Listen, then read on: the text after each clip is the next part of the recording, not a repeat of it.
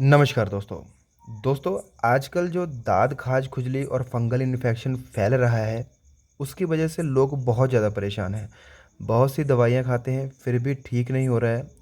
तो मैंने सोचा चलो एक ऐसा वीडियो बना देते हैं जिसमें पूरा मतलब कि कोर्स हो, पूरा कॉम्बिनेशन हो उस वीडियो में।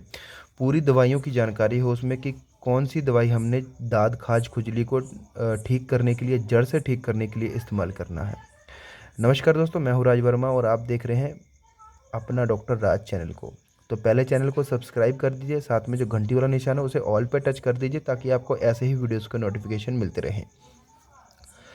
तो देखिए, दाद खाज खुजली एक बहुत ही गंभीर बीमारी बनती जा रही है। पहले लोगों को ये नहीं होती थी, लेकिन आजकल जिस प्रकार से ये फैल रही है वो बहुत ही चिंताजनक बात है। और वो जल्दी ठीक भी नहीं होती है, बहुत सारी दवाइयाँ करा लेते हैं फिर भी ठीक नहीं होती है। तो आज मैं इस वीडियो में आपको एक ऐसा कोर्स बता दूंगा जिससे आप अपनी दाद खाज खुजली को बिल्कुल जड़ से ठीक कर सकते हो। तो दोस्तों, चलिए वीडियो को शुरू कर लेते हैं।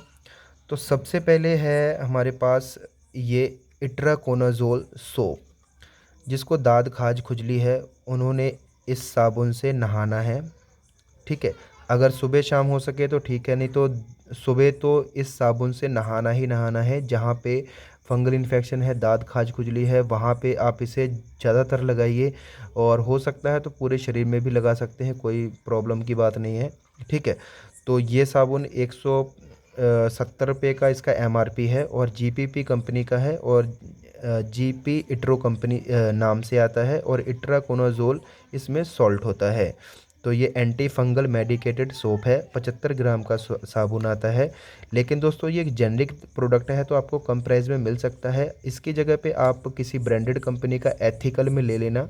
ठीक है, जो कि एमआरपी पे मिलेगा आपको। ठीक है, तो ये साबुन आपने लगाना है। और फिर चलो लगाने वाली दोनों चीज़ें बता देता हूँ। ये फिर क्रीम है, लूलिकोनाजोल क्रीम आती है।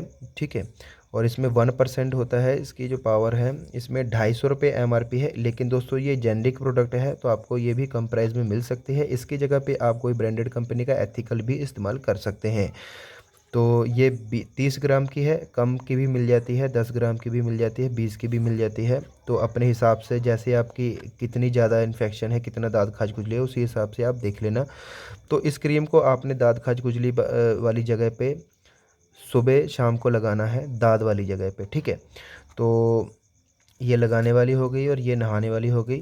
तो अब ये दोनों बची हैं खाने वाली। ठीक है, तो चलो इसके बारे में जान लेते पहले। ये इट्राकोनाज़ोल कैप्सूल है जो कि इट्रोमेड के नाम से आती है और लीफोर्ड कंपनी की है। इसमें 10 कैप्सूल होते हैं और इसका एमआरपी है 185 रुपये 10 कैप्सूल का। लेकिन ये भी एक जेनरिक प्रोडक्ट है तो आपको कम प्राइस में भी मिल सकती है।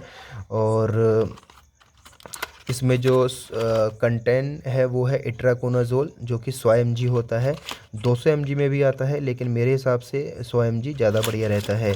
तो कुछ इस प्रकार से ये कैप्सूल होते हैं। तो आपने क्या करना होता है कि एक कैप्सूल सुबह और एक कैप्सूल शाम को खाना खाने के बाद लगातार इसका इस्तेमाल करना है। मैं बता देता हूँ आपको कि कितने दिन इसका इस्तेमाल करना है। तो ये सुबह शाम रोज़ खाना खाने के बाद। और ये है एक ओकासेट टैबलेट, ओकासेट एल के नाम से है। लिवोसेट्राजिन इसमें होता है 5 mg। तो लिवोसेट्राजिन की भी आप किसी और कंपनी का ले सकते हैं। ये सारी आइटम मेरे पास जो है वो जेनरिक है, यानी कि कम प्राइस में मिलती हैं। और जो डॉक्टर्स वगैरह होते हैं, क्लिनिक वाले होते हैं, वो देते हैं पेशेंट को ताकि उनको भी कुछ बच सके। ठीक है, तो ये टैबलेट लेनी होती है रोज़ रात को एक टैबलेट। ठीक है, तो अब देखिए, अब बता देता हूँ मैं आपको कि आपने कितने दिन इसका उपयोग करना होता है। दोस्तों ये जो कैप्सूल है आपने लगातार 3 से 4 महीने तक इसको इस्तेमाल करना होता है। ठीक है, साथ में कोई मल्टीविटामिन भी लेते रहना, क्योंकि दवाइयों की वजह से कमज़ोरी वगैरह भी आ जाती है ज़्यादा दिन खाने से। तो कोई मल्टीविटामिन सिरप हो वो भी वो उसका भी इस्तेमाल करते रहना चाहिए साथ में। तो क्रीम तो आप ऐसा है कि सुबह शाम लगाते रहिए। जब आपका ठीक होने वाला होगा, थोड़ा रह जाएगा, तो आप एक टाइम भी कर सकते हैं। और साबुन को भी आप ऐसे ही कर सकते हैं, एक दिन छोड़ के भी लगा सकते हैं।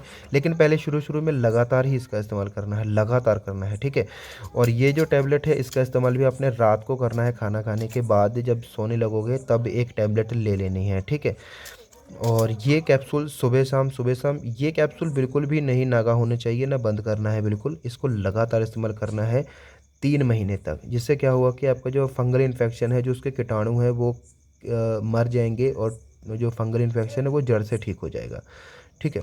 तो इसका उपयोग आपने रेगुलर करना है 3 महीने। लेकिन दोस्तों एक बात और ध्यान से सुन लीजिए, मेरे वीडियो बनाने का मकसद सिर्फ़ ये है कि आपको जो दाँत खाज खुजली की प्रॉब्लम है उससे छुटकारा मिल सके। लेकिन आपने जब भी इस्तेमाल करना है इन दवाइयों को, एक बार अपने डॉक्टर की सलाह ज़रूर ले लेनी है या फार्मासिस्ट की सलाह ज़रूर ले लेनी है। अपनी मर्ज़ी से इसका उपयोग नहीं करना है दोस्तों, क्योंकि दवाइयाँ हैं, कोई रिएक्शन वग़ैरह भी हो सकता है, कोई नुकसान भी हो सकता है। तो देखिए, आप अपनी मर्ज़ी से इसका उपयोग नहीं करना और डॉक्टर की सलाह के साथ ही इसका उपयोग करना।